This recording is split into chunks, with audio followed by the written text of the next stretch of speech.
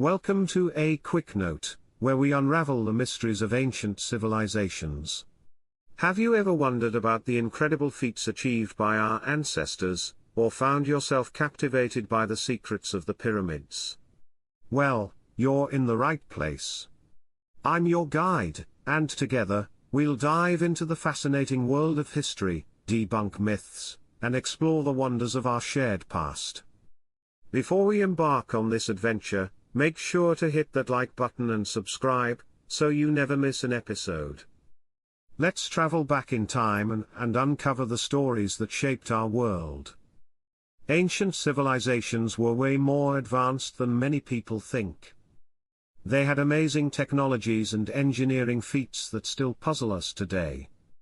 But delving into these accomplishments can be tricky because they've become the source of various modern conspiracy theories.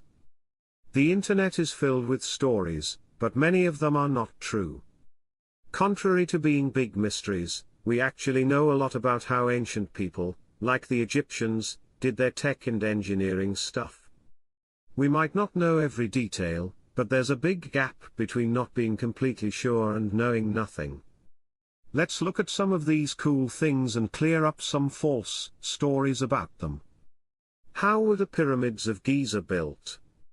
The pyramids of Giza show how smart the ancient Egyptians were and how creative they could be. Experts have looked at these big structures for a long time and have a good understanding of how they were made. The ancient Egyptians used tools and methods that are kind of like what today's builders use, just a bit simpler and needing more hard work. They took a lot of time and effort to build these impressive pyramids. About 4,500 years ago, people built these special tombs to hold the bodies of dead pharaohs in Egypt. They believed that a part of the pharaoh's spirit stayed with the body after they died. So, it was important to take special care of the body to make sure the pharaoh could do their godly duties in the afterlife. Each pyramid also acted like a storage place because it was filled with things the ruler would need in the next world.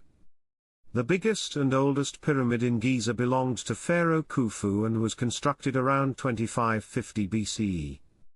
Experts think it's made up of roughly 2.3 million stone blocks, each weighing between 2.5 to 15 tons.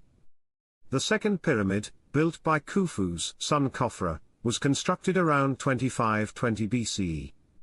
Khafra's burial ground, a fancy cemetery with impressive tombs, also has the Sphinx, a statue that protects the area.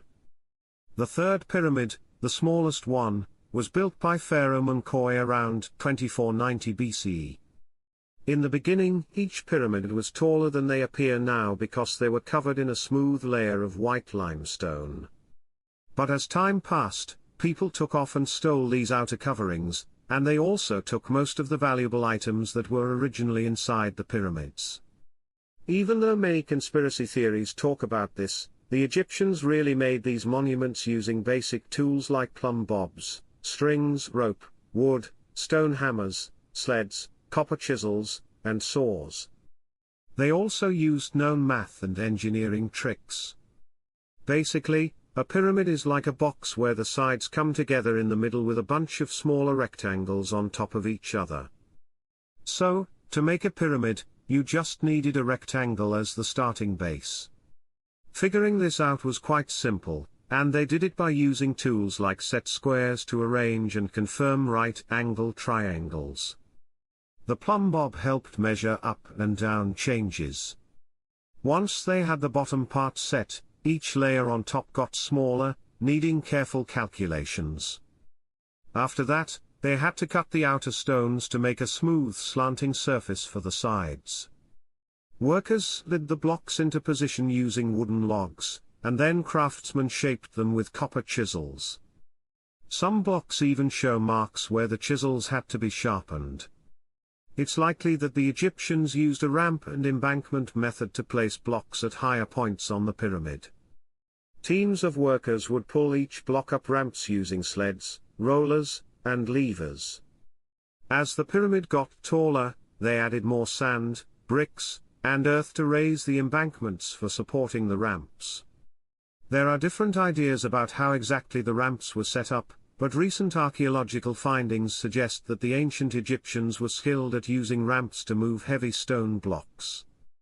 In fact, an experiment in 2022 showed that a group of 20 workers could easily pull a 2-ton limestone block across sand using ropes and a sled. We also know precisely where they got these blocks from. In the same year, researchers discovered proof that during the pyramid construction, a no longer existing branch of the Nile River used to flow close to the Giza site. This old river branch was a crucial pathway that enabled workers to transport the building blocks for the pyramids from quarries located several kilometers away. There are also writings from the time about the building of Khufu's pyramid. A mid-level inspector named Mera left an account, explaining where the stones came from. According to Mera's diary, as the Khufu pyramid was almost done, they were getting limestone blocks from Tura, on the other side of the Nile. These blocks were loaded onto boats and taken to the construction site, a journey that took about 2 to 3 days. This document has had a significant impact on confirming some long-standing beliefs, according to Dr. Nikki Nielsen, senior lecturer in Egyptology at the University of Manchester. "It doesn't get much better than that, you know," Nielsen remarked. Mera's papyrus is described as the closest thing we get to a smoking gun for how the pyramids were built. Who built the pyramids and how did they know what to do? The key to the Egyptians' cleverness wasn't some extraordinary, lost technology or mysterious knowledge. It was the sheer size of their workforce and the many years of hard work they put in. Historical records show that constructing these monuments took decades. Herodotus, a Greek historian, mentioned that the Great Pyramid, Khufu's pyramid, took 20 years and over 100,000 men to build. More recent findings suggest that around 20,000 workers, not slaves, could have achieved this, and archaeologists have discovered a town and barracks near Menkoi's pyramid that supported these workers. The town was likely by a harbor, bustling with social and industrial activity at that time. While it might be tempting to compare the construction of the pyramids to modern construction projects and make connections between the time and resources required, it's a mistake to do so. Making this comparison might lead to the assumption that there must have been some hidden construction method yet to be discovered, but this seems highly unlikely. Instead, we should understand Egyptian production within the context of a strongly authoritarian society where the pharaoh acted as a god on earth. Having such absolute power allowed them to assemble a workforce and gather any necessary resources to accomplish their objectives. The amount of power an old kingdom pharaoh held would make Kim Jong-un blush, Nielsen explained. This is a crucial point that often gets overlooked when people idealize the ancient Egyptian world. A project like building the pyramids was only possible because there was this one person who had this unhealthy amount of power. Another point frequently missed is that the pyramids at Giza didn't pop up overnight, nor were they the first of their kind. There are older pyramids with different designs, some more successful than others, showing how Egyptians experimented and refined their ideas over time. The peculiar look of the pyramid is believed to be a result of flaws in the initial design that made it structurally unstable. Cracks had appeared before it was even halfway built, prompting Sneferu's architects to decrease the angle for the upper layers. Even with the adjustments made to the bent pyramid, Sneferu chose to commission another pyramid, known as the Red Pyramid, which was constructed a short distance away using a more familiar design. The bent pyramid appears to mark a significant stage in the development of pyramids, transitioning from the old step design used by King Djoser in Saqqara to the later smooth-faced pyramids at Giza. It illustrates a learning process, where the methods for building these monuments were refined through trial and error. A notable instance of how things could go awry is evident in the Meidum Pyramid, often dubbed the Collapsed Pyramid, which has been considered by some as a trial attempt for Sneferu's pyramids. While certain theories propose that the alterations in the Meidum Pyramid were influenced by shifts in religious beliefs toward solar rather than stellar orientations, requiring adjustments to the architecture and alignment of the ancient monument, it still highlights shifts in style and thought. The ample time available not only contribute to changes in the design and structure of the pyramids but also clarifies how ancient Egyptians carved rock. This topic has seen its share of speculation and misinformation in recent years. How did the Egyptians cut through rock like granite with basic tools? The answer is quite ordinary: they achieved it with a substantial workforce, investing many days in the process. Dennis A. Stock, a specialist in Egyptian technology, has gone as far as reconstructing the method of cutting stone as hard as granite and basalt using simple bronze saws with sand as an abrasive. Among academic researchers, the idea that Egyptian masons employed such a technique is widely accepted. The current debate centers on whether the masons utilized dry or wet sand, as demonstrated by Stock in his experiments. Once again, the key here is time. We're accustomed to quick solutions, power tools, and such. But you can cut granite with a piece of wood, some sand, and some water. That's all you need to mark granite. The critical factor is time. You require human resources, and most importantly, you need a considerable amount of time to accomplish this.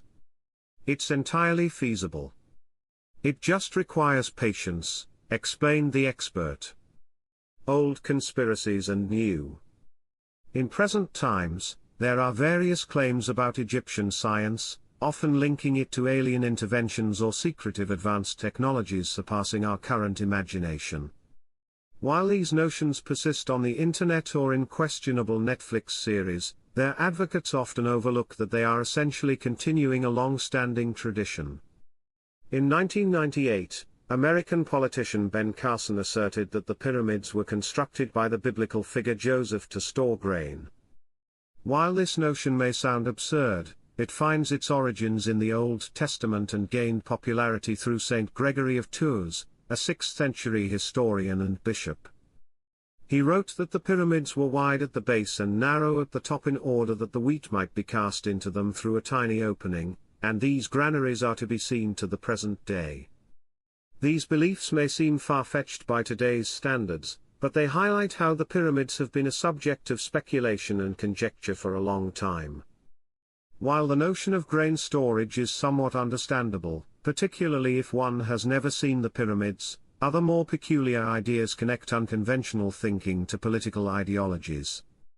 In the late 19th century, Britain experienced anxiety when contemporary Eurosceptics worried that the long-standing British imperial weights and measures system would be replaced by the French metric system. Similar to the more recent panic about the introduction of the euro in the early 2000s, the fear of European influence on the British system manifested in peculiar ways connected to a perceived loss of identity. What does this have to do with the pyramids?